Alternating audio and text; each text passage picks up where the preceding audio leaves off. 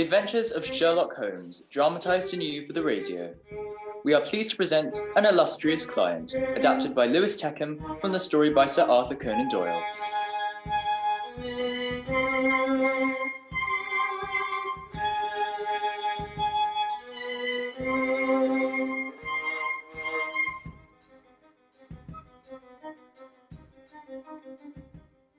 Well, Holmes, I think the Turkish bath has done us both the power of good, but you're looking rather more thoughtful and refreshed, old chap. What's stirring in that brain of yours? Here, Watson, take a look at this. It may be some fussy, self-important fool. It may be a matter of life or death. I know no more than this message tells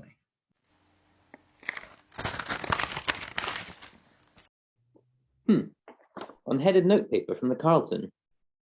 Sir James Damery presents his compliments to Mr. Sherlock Holmes and will call upon him at 4:30 tomorrow.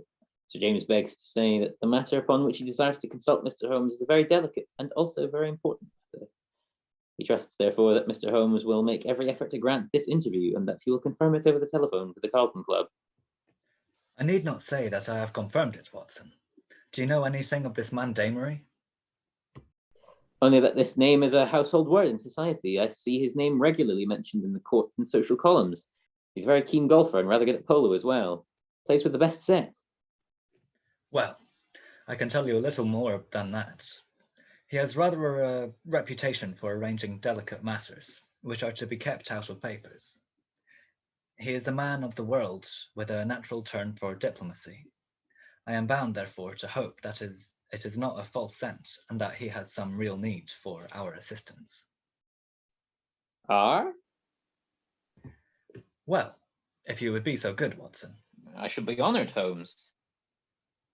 Then you have the hour, 4:30. Until then, we can put the matter out of our heads.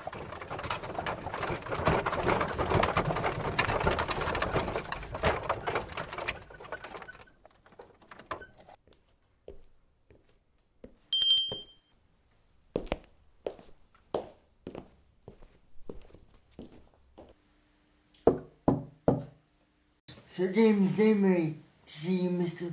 Holmes. Show him in, Charlie, and bring us some coffee. Yes, Mr. Holmes. This way, Sir James. Oh, good afternoon, Mr. Holmes. Of course. I was prepared to find Dr. Watson. His collaboration may be very necessary, for we are dealing on this occasion with a man to whom violence is familiar and who will literally stick at nothing. I should say that there is no more dangerous man in Europe. I have had several opponents to whom that flattering term has been applied. Don't you smoke? Then you will excuse me if I light my pipe. If your man is more dangerous than the late Professor Moriarty, or than the living Colonel Sebastian Moran, then he is indeed worth meeting. May I ask his name? Or have you ever heard of Baron Gruner? You mean the Austrian murderer? There is no getting past you, Mr. Holmes. Wonderful. So you have already sized him up as a murderer? It is my business to follow the details of continental crime. Who could possibly have read what happened at Prague and have any doubts as to the man's guilt? It was a purely technical legal point and the suspicious death of a witness that saved him.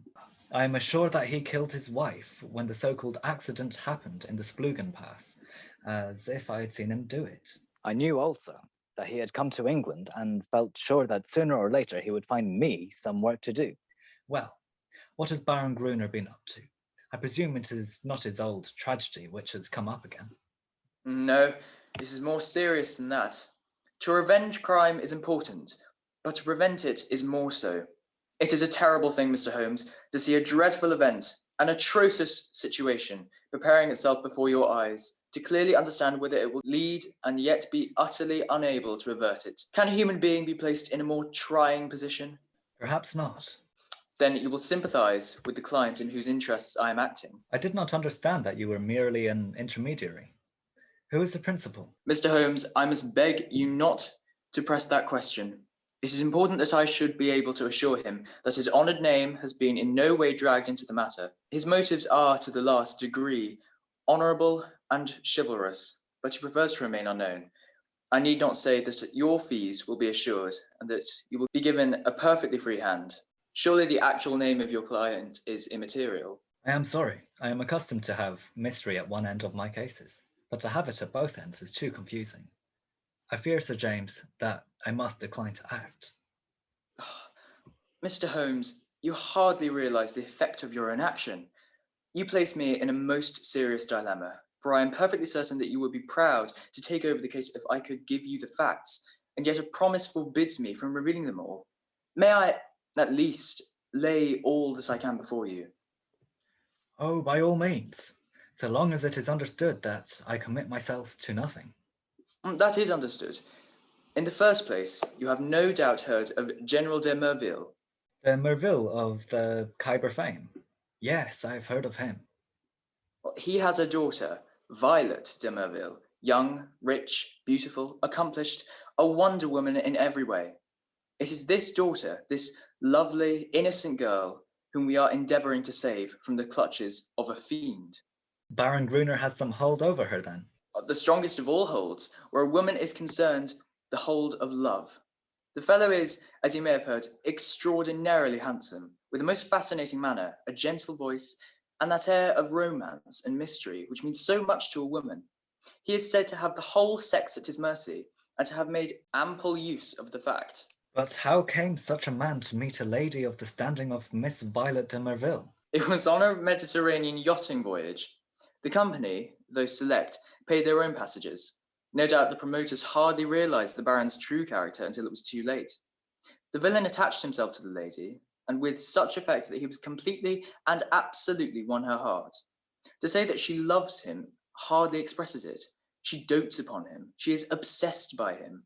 She will not hear one word against him. Everything has been done to cure her of her madness, but in vain. To sum up, she proposes to marry him next month. And she is of age and has a will of iron. It is hard to know how to prevent her. Indeed. Once a woman makes up her mind, then, well... Does she know about the Austrian episode? Well, the cunning devil has told her every unsavoury public scandal of his past life, but always in such a way as to make himself out to be an innocent martyr. She absolutely accepts his version and will listen to no other.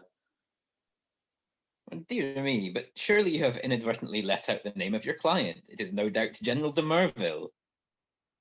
Well, I could deceive you by saying so, but it would not be true. De Merville is a broken man. The strong soldier has been utterly demoralised by this incident. He has lost the nerve which never failed him on the battlefield and has become a weak, doddering old man, utterly incapable of contending with a brilliant, forceful rascal like this Austrian. My client, however, is an old friend, one who has known the general intimately for many years and taken a paternal interest in this young girl since she wore short frocks. He cannot see this tragedy consummated without some attempt to stop it. Surely, Sir James, Scotland Yard can help. There is nothing in which Scotland Yard can act. It was my client's own suggestion that you should be called in, Mr. Holmes, but it was, as I have said, on the express stipulation that he should not be personally involved in the matter. It is a matter of national security that his identity must remain secret for all, including his close family. I have no doubt that with your powers, you could easily trace my client back through me, but I must ask you, as a point of honour, to refrain from doing so, and not to break in upon his incognito. I think I can safely promise that. I may add that your problem frankly interests me, and that I shall be prepared to look into it. How shall I keep in touch with you? The Carlton Club will find me, but in case of emergency, there is a private telephone to call, XX31. I've made a note of that, Holmes. Sir James, can you supply the Baron's present address, please? Vernon Lodge, near Kingston. It is a large house. He has been fortunate in some rather shady speculations, and is a rich man, which naturally makes him a more dangerous antagonist. Is he at home at present? Yes. Apart from what you have told me, can you give me any further information about the man? He has expensive tastes. He is a horse fancier. For a short time he played polo at Hurlingham, but then his Prague affair got noised about and he had to leave. He is a man with a considerable artistic side to his nature. He is, I believe, a recognised authority among Chinese pottery and has written a book upon the subject. A complex mind. All great criminals have that. My old friend Charlie Peace was a violin virtuoso. Wainwright was no mean artist. I could quote many more. Well, Sir James, You will inform your client that I am turning my mind upon Baron Gruner. I have some sources of information of my own, and I dare say that we may find some means of opening the matter up.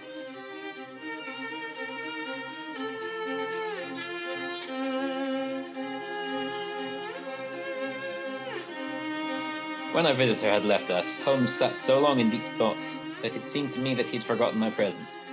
At last, however, he came briskly back to earth. Well, Watson, any views? I should think that you had better see the young lady herself. My dear Watson, if her poor old broken father cannot move her, how shall I, a stranger, prevail? And yet, there is something in the suggestion if all else fails. But I think we must begin from a different angle. I rather fancy that Shinwell Johnson might be a help. Shinwell Johnson, I grieve to say, had made his name first as a very dangerous villain and served 2 terms at Pankhurst. Finally, he repented and allied himself to Holmes, acting as his agent in the huge criminal underworld of London. Had Johnson been a narc of the police, he would have soon been exposed. But as he dealt with cases which never came directly into the courts, his activities were never realized by his companions. With the glamour of his 2 convictions upon him, he had the entree of every nightclub, doss house, and gambling den of the town, and his quick observation and active brain made him an ideal agent for gaining information. It was to him that Sherlock Holmes now proposed to turn. Good evening, Dr. Watson. Mr. Holmes is expecting you.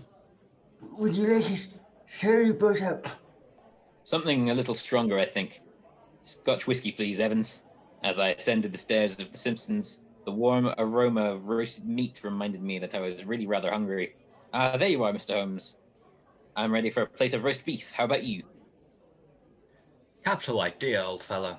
Thought I'd all but lost my appetite, but your cheerful visage has quite brought it back.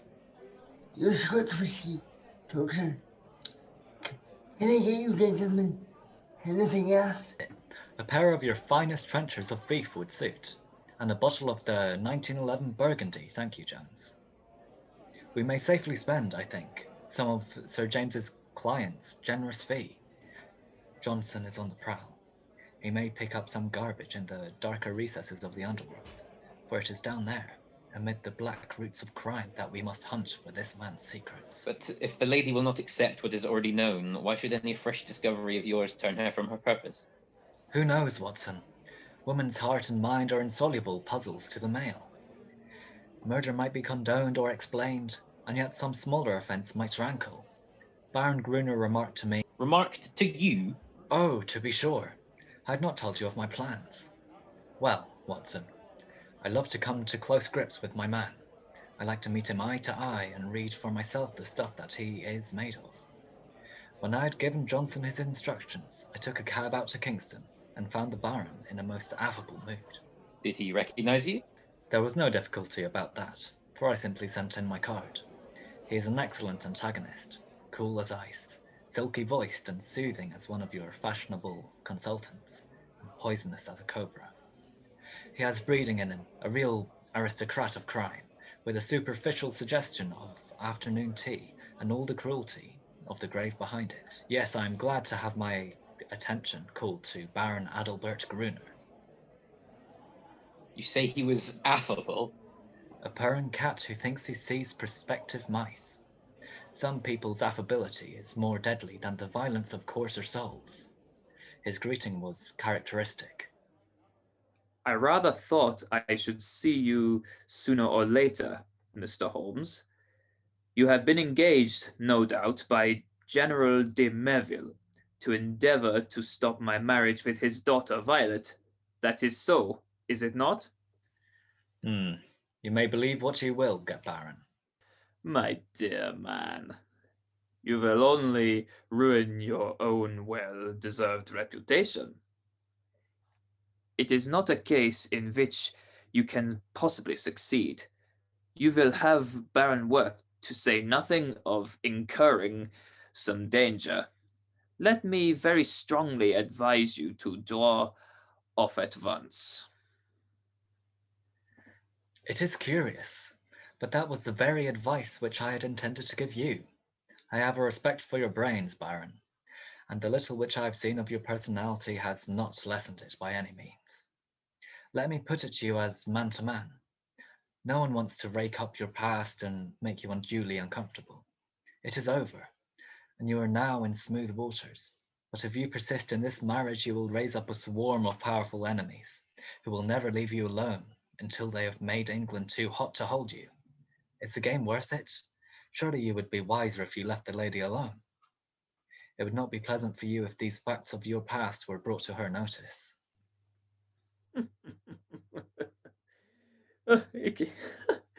Excuse my amusement, Mr. Holmes, but it is really funny to see you trying to play a hand with no cards in it. I don't think anyone could do it better, but it is rather pathetic. All the same, not a color card there, Mr. Holmes. Nothing but the smallest of the small. So you think. So I know.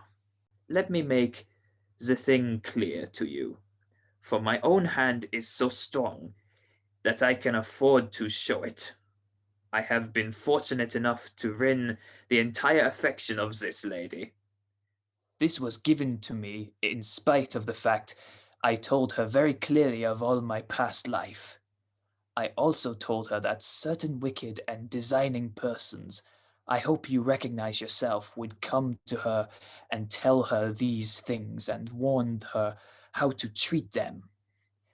You have heard of post-hypnotic suggestions, Mr. Holmes? Well, you will see how it works, for a man of personality can use hypnotism without any vulgar passes or tomfoolery. So she is ready for you, and I have no doubt would give you an appointment, for she is quite amenable to her father's will, save only in one little matter.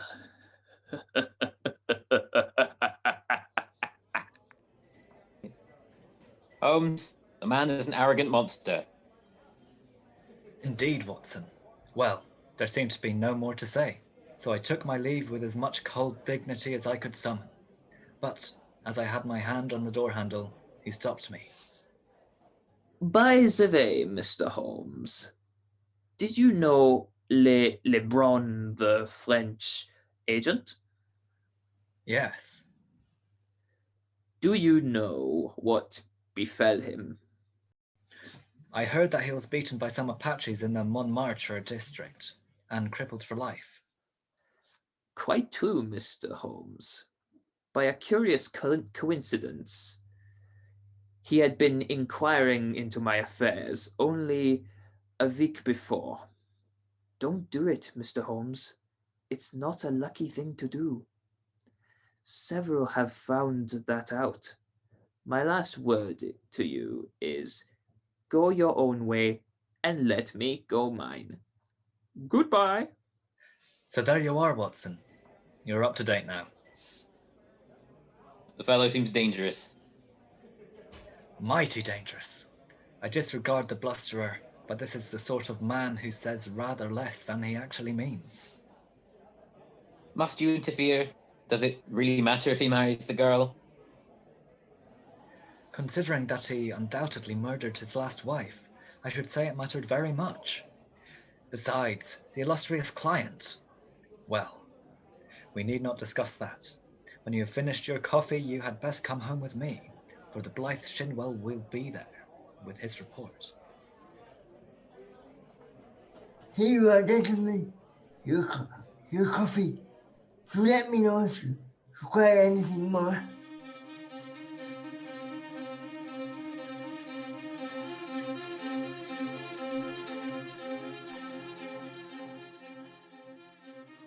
We found him, sure enough. A huge, coarse, red-faced, scorbutic man with a pair of vivid black eyes. Beside him on the settee was a brand which he had brought up from the underworld in the shape of a slim, flame-like young woman with a pale, intense face. Youthful and yet so worn with sin and sorrow that one read the terrible years which had left their leprous mark upon her. This is Miss Kitty Winter. What she don't know, well, there she'll speak for herself. Put my hand right on her, Mr. Holmes, within an hour of your message. I'm easy to find. Hell, London gets me every time. Same address for Porky Shinwell. We're old mates, Porky, you and I. But by cripes, there is another who ought to be down in a lower hell than we if there was any justice in the world. That is the man you're after, Mr. Holmes. I gather we have your good wishes, Miss Winter. If I can help to put him where he belongs, I am yours to the razzle. You didn't go into my past, Mr. Holmes. That's neither here nor there. But what I am, Adalbert Gruner made me. If I could pull him down, oh, if I could only pull him down into the pit where he has pushed so many. You know how the matter stands. Porky Shinwell has been telling me. He's after some other poor fool and wants to marry her this time. You want to stop it. Well, you surely know enough about this devil to present any decent girl in her senses wanting to be in the same parish with him. She's not in her senses. She's madly in love. She's been told all about him. She cares nothing. Told about the murder? Yes. She puts them all down as slanders. My lord, she must have a nerve. Couldn't you lay proofs before her silly eyes? Well, can you help us to do so? Ain't I proof myself?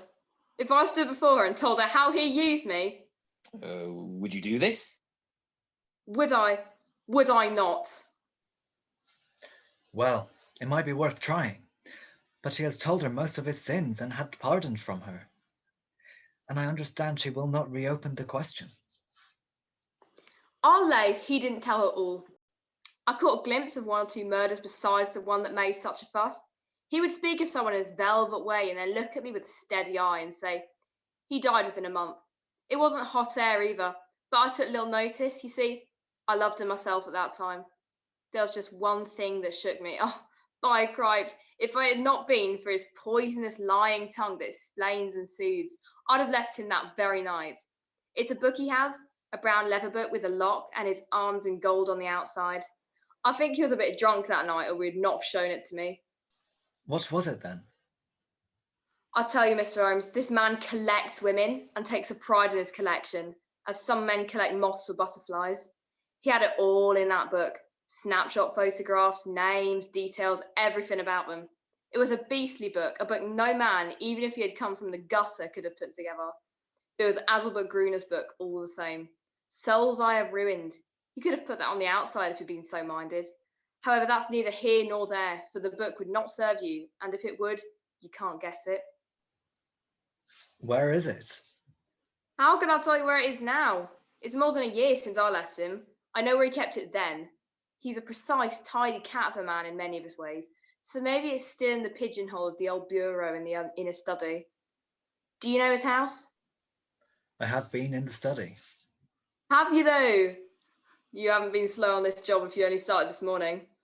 Maybe dear Adalbert has met his match this time. The outer study is the one with the Chinese crockery in it, big glass cupboard between the windows. Then, behind his desk is the door that leads to the inner study, a small room where he keeps papers and things. Is he not afraid of burglars? Adalbert is no coward. His worst enemy couldn't say that of him. He can look after himself, and there's a burglar alarm at night. Besides, what is there for a burglar unless they got away with all his fancy crockery? No good. No fence wants stuff of that sort that you can neither smelt nor sell. Quite so. Well now, Miss Winter, if you would call here tomorrow evening at 5, I would consider in the meanwhile whether your suggestion of seeing this lady personally may not be arranged. I am exceedingly obliged to you for your cooperation. I need not say that my clients will consider liberally. None of that, Mr. Holmes. I am not out for money. Let me see this man in the mud, and I've got all I've worked for. In the mud with my foot on his cursed face. That's my price. I'm with you tomorrow or any other day, so long as you're on his track. Porky here can tell you always where to find me.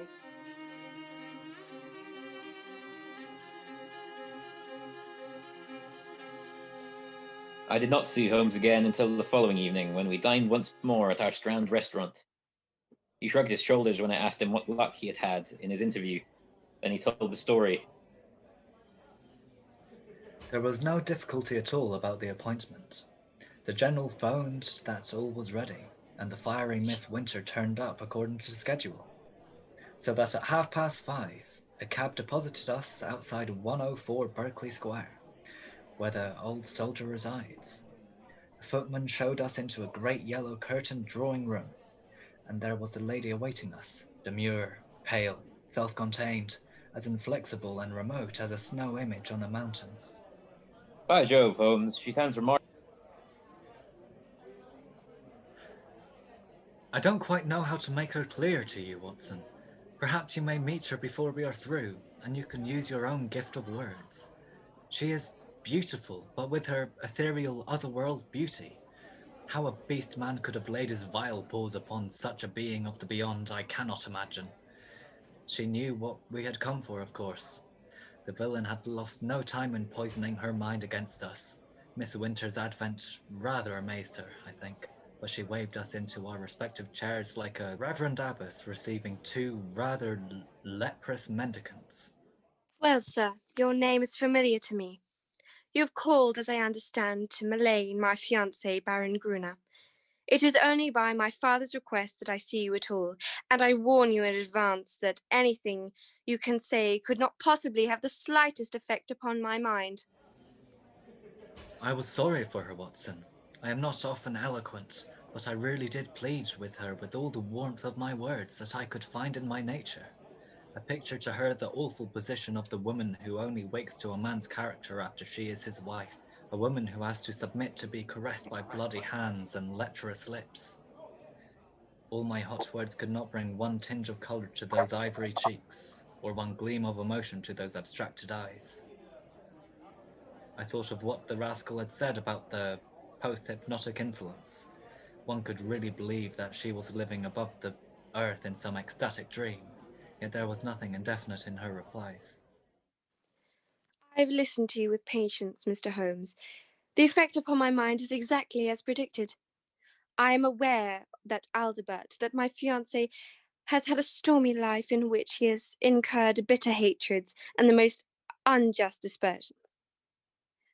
You are only the last of a series who have brought their slanders before me. Possibly you mean well, though I learn that you are a paid agent who would have been equally willing to act for the Baron as against him. But in any case, I wish you to understand once for all that I love him and he loves me, and that the opinion of all the world is no matter to me than the twitter of those birds outside the window. I am not clear who this young lady may be.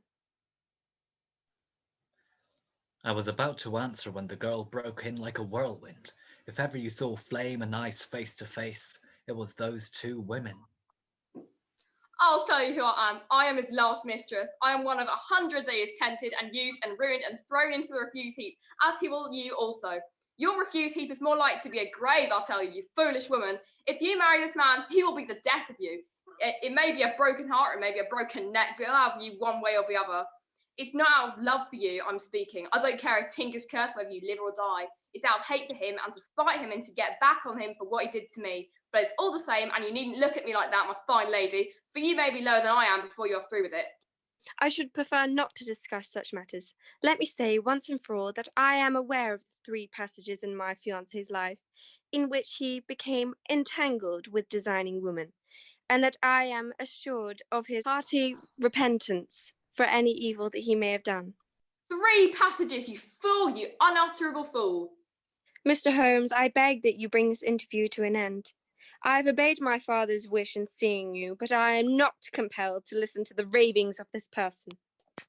My goodness, Holmes. What could you reply to that? Well, Watson, Miss Winter darted forward, screaming an oath, and if I had not caught her wrist, she would have clutched this maddening woman by the hair.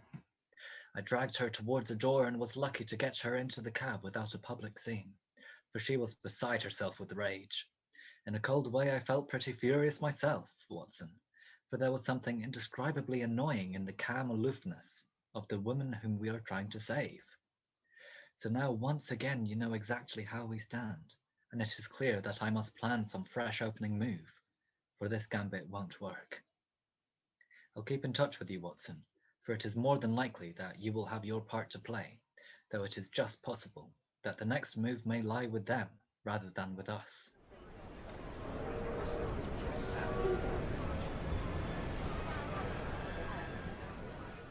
And it did. Their blow, or rather his blow, fell shortly after. I was passing between the Grand Hotel and Charing Cross Station, where a one-legged news vendor displayed his evening papers. Extra, extra, murders, attack on Sherlock Holmes. Read all about it. Extra, extra, murders, attack on Sherlock Holmes. Read all about it. I have a confused recollection of snatching at a paper.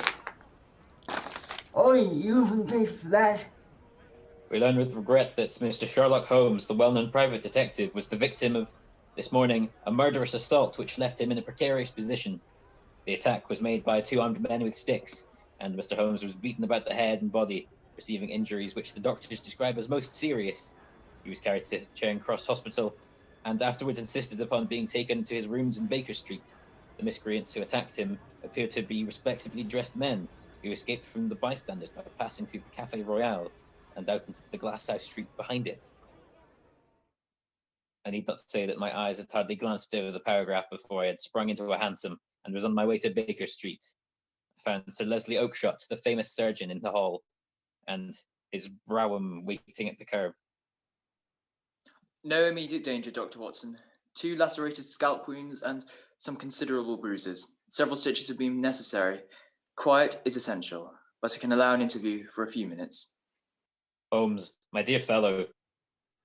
All right, Watson. Don't look so scared. It's not nearly as bad as it seems. Thank God for that. I'm a bit of a single stick expert, as you know. It was the second man that was all too much for me. What can I do, Holmes? Of course, it was that damned fellow who set them on. I'll go and thrash the hide of them if you give the word. Good old Watson! No, we can't do nothing there unless the police lay their hands on the men. But their getaway had been well prepared. We may be sure of that. Wait a little. I have my plans. The first thing is to exaggerate my injuries. They'll come to you for news. Put it on thick, Watson. Lucky if I live the week out. Concussion. Delirium. What you like. You cannot overdo it. But Sir Leslie Oakshott. Oh, he's all right. I'll ensure he sees the worst side of me. Anything else? Yes, tell Shinwell Johnson to get that girl out of the way. Those beauties will be after her now. They know, of course, that she was with me in the case. If they dare to do me in, it is not likely they will neglect her. That is urgent. Do it tonight. I'll go now. Anything else? Put my pipe on the table and the tobacco slipper. Right. Come in each morning and we will plan our campaign. I arranged with Johnson that evening to take Miss Winter to a quiet suburb and see that she lay low until the danger was past. For 6 days, the public were under the impression that Holmes was at the door of death. My continual visits assured me that it was not so bad as that. On the 7th day, there was a report in the evening papers of Holmes having erysipelas. The same evening papers had this announcement, which I read out to my friend as he sat swathed in bandages. Among the passengers on the Cunard boat Ruritania, starting from Liverpool on Friday, will be the Baron Adalbert Gruner, who has some important business to settle in the States before his impending wedding to Miss Violet de Merville, only daughter of, etc., etc. Friday! Only 3 clear days. I believe the rascal wants to put himself out of danger's way. But he won't, Watson. By the Lord Harry, he won't. Now, Watson, I want you to do something for me. I'm here to be used, Holmes. Well, then, spend the next 24 hours in an intensive study of Chinese pottery.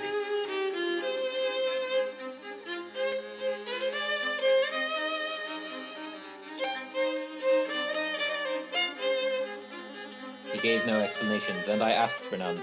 By long experience, I had learned the wisdom of obedience. I drove to the London Library in St. James's Square, put the matter to my friend Lomax, the sub-librarian, and departed to my rooms with a goodly volume under my arm. All that evening, and all that night, with a short interval for rest, and all the next morning, I was sucking in the knowledge and committing name to memory. There I learned the hallmarks of the great artist-decorators, the marks of the Hung Wu and the beauties of the Young Lo, the writings of the Tang Ying, and the glories of the primitive period of the Sung and the Yuan. I was charged with all this information when I was called upon Holmes next evening. Why, Holmes, if one believed the papers, you're dying. That is the very impression that I intend to convey. And now, Watson, have you learned your lessons? At least I have tried to. Good. You could keep up an intelligent conversation on the subject. I believe I could. Then hand me that little box from the mantelpiece. This delicate little saucer of the most beautiful deep blue colour needs handling with the utmost care, Watson. This is a real eggshell pottery of the Ming dynasty. A complete set of this would be worth a king's ransom. The sight of this would drive a real connoisseur wild. An exquisite thing. Looks like something out of the Royal Pavilion. What am I to do with it? Here, take this card, Watson. Dr. Hill Barton, 369 Half Moon Street. What's this? That is your name for the evening, Watson. You will call upon Baron Gruner. I know something of his habits, and at 8:30 he would probably be disengaged. A note will tell him in advance that you are about to call, and you will say that you are bringing him a specimen of an absolute unique set of Ming china. You may as well be a medical man, since that is part which you can play without duplicity. You are a collector. This set has come your way. You have heard of the Baron's interest in the subject, and you are not averse to selling at a price. What price? Well asked, Watson. You would certainly fall down badly if you did not know the value of your own wares. This saucer was got for me by Sir James, and comes, I understand, from the collection of his illustrious client. You will not exaggerate if you say that it could hardly be matched in the world. I could perhaps suggest that the set should be valued by an expert. Excellent, Watson. You scintillate today. Suggest Christie or Sotheby.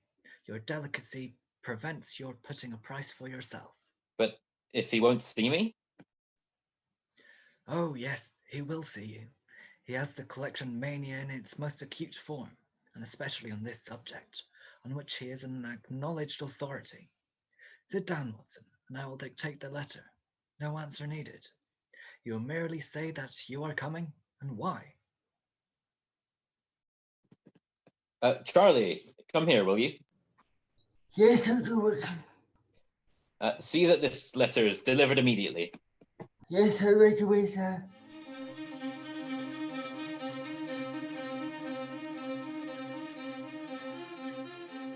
That evening, I set off on my own adventure. A butler who would have adorned the bench of bishops showed me in and handed me over to a plush-clad footman who ushered me into the Baron's presence. He turned as I entered with a small brown vase in his hand. He was certainly a remarkably handsome man. His European reputation for beauty was fully deserved. Pray sit down, Doctor. I was looking over my own treasures and wondering whether I could really afford to add to them. This little Tang specimen, which dates from the 7th century, would probably interest you.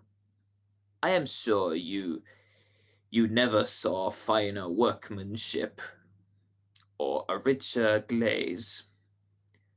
Have you the Ming saucer with you of which you wrote?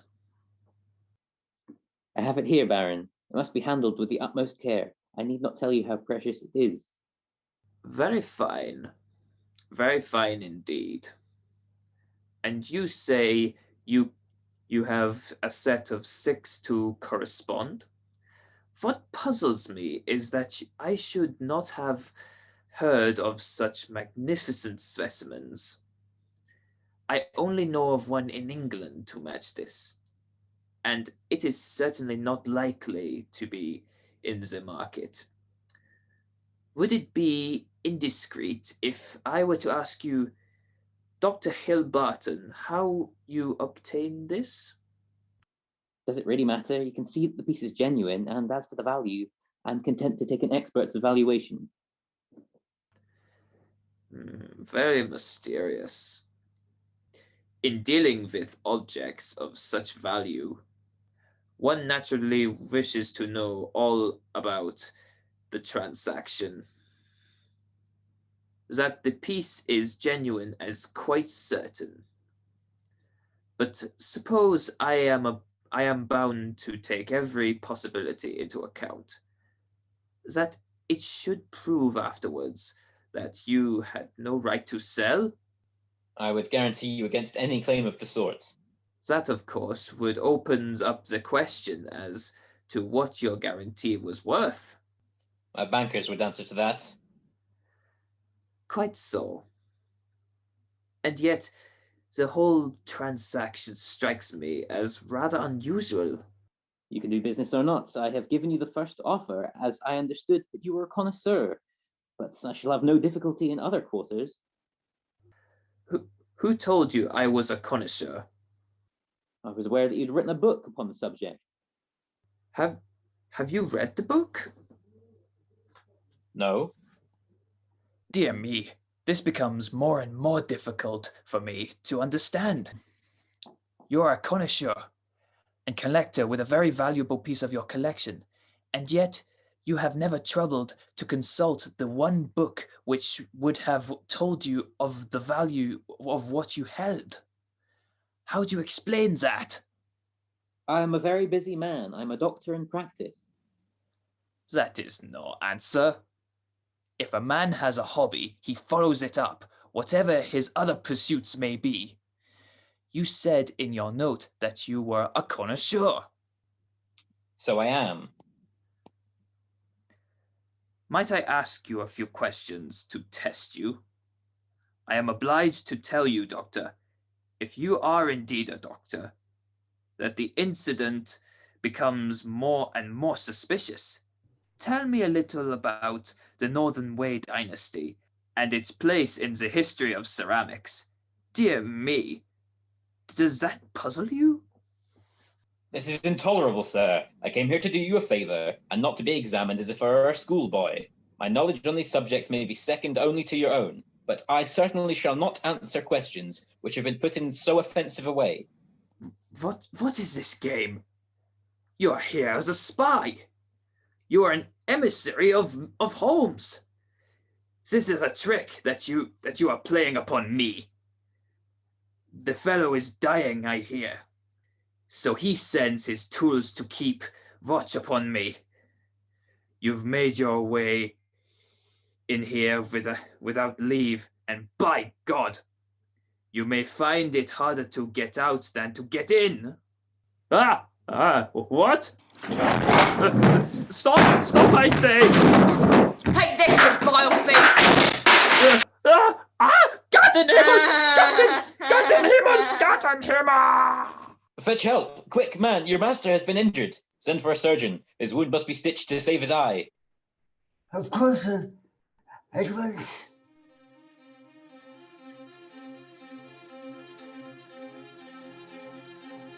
I was relieved, Holmes, when his family surgeon came to relieve me of my charge and was closely followed by a specialist. An inspector of police also arrived, and I handed him my real card. It would have been foolish to do otherwise. Then I left that house of terror, and within an hour I was here at Baker Street. The wages of sin, Watson, the wages of sin. Sooner or later it will always come. God knows there was sin enough. This is the book the woman talked of. It will not break off the marriage, nothing ever could. But it will, Watson, it must. No self-respecting woman could stand it. Is it his love diary? Or his lust diary. Call it what you will. The moment the woman, Kitty, told us of it, I realized what a tremendous weapon it would be if we could but lay our hands on it. Then this assault upon me gave me the chance of letting Baron think that no precautions need be taken against me. That was all to the good. I would have waited a little longer, but his visit to America forced my hand. We would never have left so compromising a document behind him, so we had to act at once.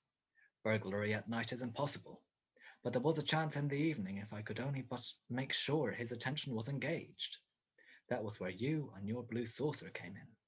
But I had to be sure of the position of the book, and I knew I had only a few minutes in which to act, for my time was limited by your knowledge of Chinese pottery. Therefore, I brought the girl Kitty at the last moment. How could I guess that what she carried so carefully under her cloak? I thought she had come altogether on my business, but it seems she had some sort of her own. He guessed I came from you. I feared he would, but you held him in play just long enough for me to get the book, though not long enough for an unobserved escape.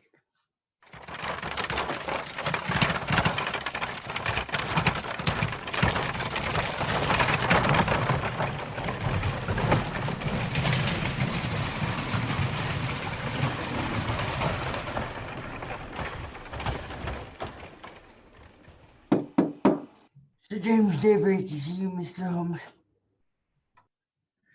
Thank you, Charlie. Show him in. Ah, Sir James, I'm very glad you have come. Oh, you have done wonders, wonders, Mr. Holmes. But if these injuries are as terrible as Dr. Watson describes, then surely our purpose of thwarting the marriage is sufficiently gained without the use of this horrible book. Women of the de Merville type do not act like that. She would love him the more as a disfigured martyr. No, no, it is his moral side, not his physical, which we have to destroy. That book will bring her back to earth, and I know nothing else that could. It is in his own writing. She cannot get past it. But I must take it at once. I must also return the precious saucer to its owner.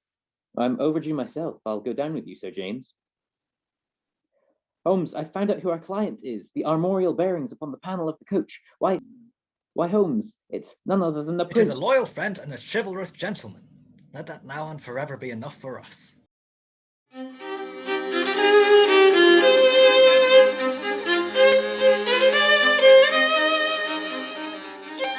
I do not know how the incriminating book was used.